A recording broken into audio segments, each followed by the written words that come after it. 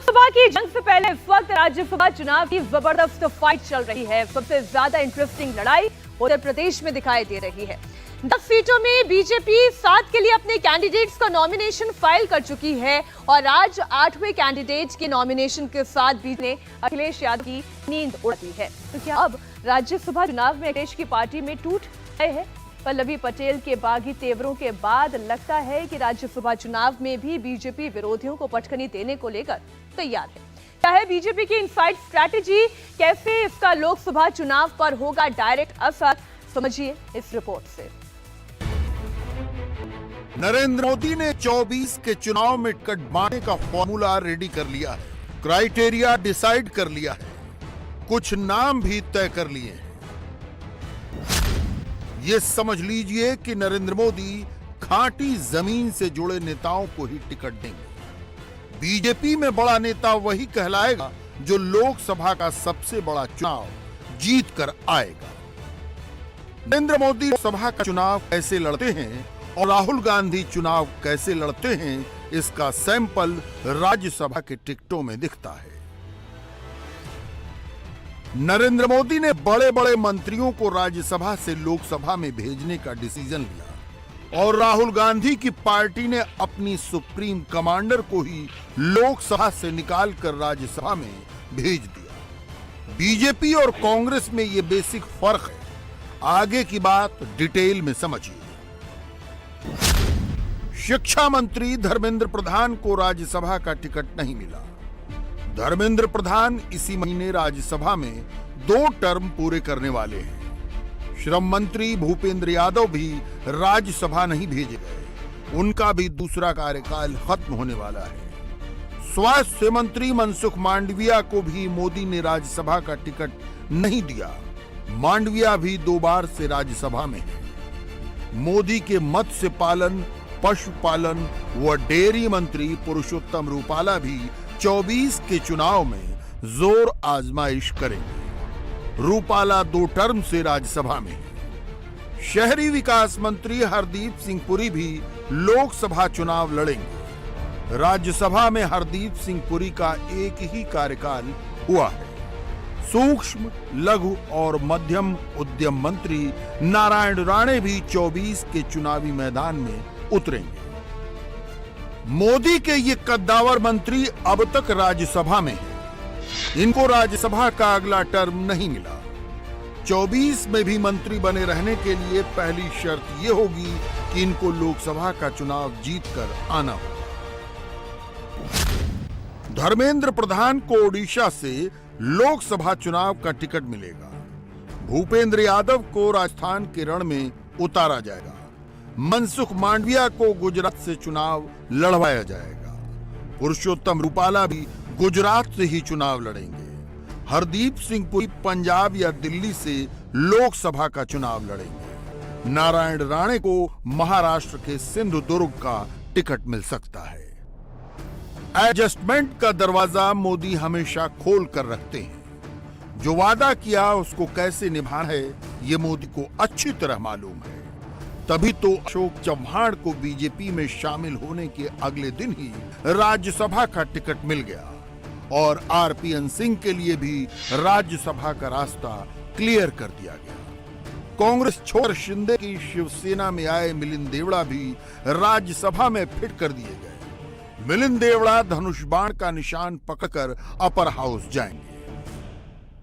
राजनीति में pulse of the people ये समझना जरूरी है। लोगों का रुझान किस तरफ है ये समझना ज़रूरी है। मुझे लगा देश का रुझान आज भाजपा की साथ है। लोग भाजपा के साथ जाना चाहते हैं। तो कोई भी चीज़ रुझान के खिलाफ में जाकर कितनी कामयाब हो सकती है ये भी एक प्रश्न चिन्ह है। तो मुझे लगा यहाँ बेटर अपॉर्चुनिटी होती है, यहाँ काम करने का मौका भी मिल सकता है। बीजेपी अध्यक्ष जेपी नड्डा इकलौते अपवाद हैं। नड्डा को राज्यसभा का तीसरा टर्म मिला है। वो इस बार गुजरात से राज्यसभा जाएंगे। वित्त मंत्री निर्मला सीतारमण, वाणिज्य मंत्री पीयूष गोयल और बीजेपी अध्यक्ष जेपी नड्डा बीजेपी से राज्यसभा में 3-3 कार्यकाल पाने वाले 3 नेता हैं। ये एक्सक्लूसिव राइट मोदी ने किसी चौथे नेता को नहीं दिया। रेल मंत्री अश्विनी वैष्णव सेकेंड टर्म के लिए राज्यसभा जाएंगे, लेकिन वैष्णव के केस में मार्के की बात यह है कि उनका पहला टर्म कंप्लीट 6 साल वाला टर्म नहीं था। अश्विनी वैष्णव जून 2019 में राज्यसभा भेजे गए और उनको 6 साल की जगह करीब 4.25 वर्ष का ही कार्यकाल मिला। यहां बताते चलें कि ओडिशा में राज्यसभा का चुनाव जीतने के लिए 38 विधायकों के समर्थन की जरूरत है। बीजेपी के पास केवल 22 विधायक हैं। इस कमी को नवीन पटनायक की पार्टी पूरा करेगी। बीजेडी ने अश्विनी वैष्णव को सपोर्ट देने का ऐलान किया है। और उड़ीसा और उड़िया लोग यहाँ चुप होकर बैठे रहेंगे? उड़िया का साथी जो है उसको काम कुचल दिए इन लोग। बिहार का राज का जो नेता लोग आके यहाँ से जा रहे चुनते हुए, इन लोगों को कैसे जवाब देंगे? 2024 चुनाव बताएगा इनके खिलाफ। सहयोग वाली सियासत क्या होती है? नरेंद्र मोदी और नवीन पटनायक इसका परफेक्ट एग्जाम्पल दिखा रहे हैं। 2 महीने बाद ही दोनों नेताओं को चुनावी मैदान में भिड़ना है, लेकिन अभी नवीन पटनायक मोदी के रेल मंत्री का सपोर्ट कर रहे हैं। उड़ीसा का एक एमपी बनना बहुत बात है। उड़ीसा के लिए काफ़ी कोशिश भी किए हैं उड़ीसा का डेवलपमेंट के लिए रेलवे लाइन का। इस बजट में हमारी जो जोन ईस्ट कोस्ट जोन है, इसके लिए 10,000 करोड़ रुपए का भी अभी प्रावधान किया गया है बजट में। बीजेपी के नंबर नहीं है, बीजेपी को उतने विधायक उनके नहीं हैं जितना राज्यसभा भेज सकते हैं। इसी के उड़ीसा का स्वार्थ कारण ही माननीय मुख्यमंत्री ये समर्थन दिए हैं। कोalition का कोई संभावना नहीं। हमारा लड़ाई वो इलेक्शन के तरफ इलेक्शन लड़ाई होगी, ये अलग बात है, वो अलग। अश्विनी वैष्णव की तरह एल मुरुगन को भी राज्यसभा में फुल टर्म नहीं मिला। 2021 में एल मुरुगन को थावर चंद गहलोत के इस्तीफे से खाली हुई सीट पर मध्य प्रदेश से राज्यसभा भेजा गया था। 3 साल बाद कार्यकाल खत्म हुआ तो एल मुरुगन को दोबारा राज्यसभा का टिकट दे दिया गया। इसी महीने 27 तारीख को राज्यसभा के 56 सदस्यों का चुनाव होगा। 15 फरवरी तक सबको पर्चा भरना है। विधायकों की संख्या बल के हिसाब से बीजेपी को करीब आधी सीटें मिल सकती हैं। बीजेपी ने 28 कैंडिडेट घोषित कर दिए हैं। नरेंद्र मोदी की लिस्ट में खांटी पॉलिटिक्स दिखती है। बिहार में वार्ड मेंबर से पॉलिटिकल करियर शुरू करने वाली doctor Dharmshila Gupta social science की प्रोफेसर हैं।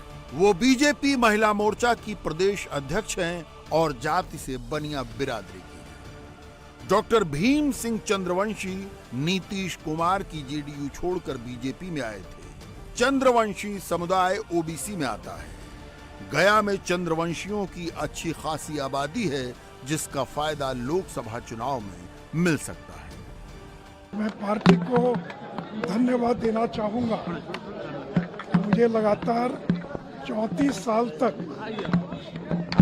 बिना रुकावट के देश के चारों सदनों में रहने का मौका दिया। मुझे लगता है कि देश में बहुत कम बीजेपी के कार्यकर्ता होंगे जिसको पार्टी ने 34 साल तक सेवा करने का मौका दिया है। मैं पार्टी के प्रति आभारी हूँ। उत्तर प्रदेश की लिस्ट देखें तो आरपीएन सिंह कुर्मी, चौधरी तेजवीर सिंह जाट, अमरपाल मौर्य, कोयरी, संगीता बलवंत निषाद, साधना सिंह राजपूत और नवीन जैन जैन समुदाय से ताल्लुक रखते हैं। इनमें से कोई भी हवाई नेता नहीं है। राजस्थान से राज्यसभा का टिकट पाने वाले चुन्नीला गरासिया दलित वर्ग से आते हैं और संघ के प्रशिक्षित स्वयंसेवक हैं। मदन राठौड़ ओबीसी लीडर हैं, 2 बार विधायक रहे हैं।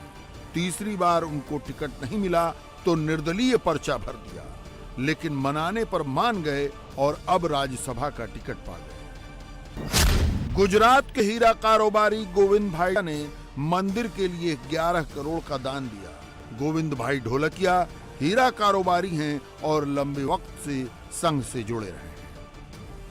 नरेंद्र मोदी ने टिकट बांटने में सारे समीकरण फिट कर दिए। राज्यसभा के समीकरण से लोकसभा का भी रास्ता तैयार कर दिया, लेकिन हर पार्टी के साथ ऐसा नहीं है। कांग्रेस के नेता राज्यसभा की सीट डिसाइड करने बैठे तो सबसे पहला टिकट गांधी परिवार के नाम का कटेगा।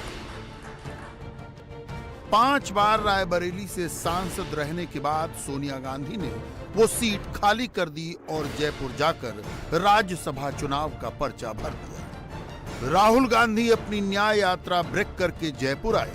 मां का नॉमिनेशन कराने प्रियंका गांधी वाडा भी पहुंची। सोनिया और प्रियंका की मौजूदगी में राजस्थान कांग्रेस के नेताओं ने राहुल गांधी को प्रधानमंत्री बनाने की कसम खाई। जान लड़ा देंगे, कांग्रेस को जिताएंगे, कांग्रेस को आगे बढ़ाएंगे और हमारा एक ही लक्ष्य है कि हमारा नेता राहुल गांधी जी देश का प्रधानमंत्री बने। इस दिशा में कांग्रेस ने राज्यसभा का दूसरा टिकट गांधी परिवार के भरोसेमंद वकील अभिषेक मनु सिंघवी को दिया। सिंघवी को हिमाचल प्रदेश से राज्यसभा का टिकट मिला। दूसरे वफादार अजय माकन को कर्नाटक से राज्यसभा भेजा जा रहा है। गांधी परिवार की एक और वफादार रेणुका चौधरी के लिए तेलंगाना का रूट निकाला गया है। नरेंद्र मोदी और राहुल की पार्टी में यही फर्क है। मोदी की पार्टी अपने अध्यक्ष का नाम भी आखिरी लिस्ट में निकालती है और राहुल की पार्टी सोनिया गांधी का नाम पहली लिस्ट में सबसे ऊपर रखती है।